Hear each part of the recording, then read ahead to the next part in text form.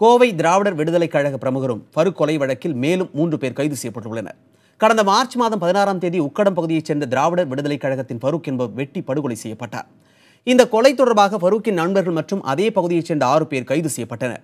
கைது செய்யப்பட்ட 6 பேருக்கும் எந்தவித சட்ட உதவிகளும் செய்யப்பட மாட்டாது என கோவை மாவட்ட அனைத்து ஜமாத் கூட்டமைப்பின் செயலாளரும் தொழிலதிபருமான இணையதுல்லா அறிவித்திருந்தார்.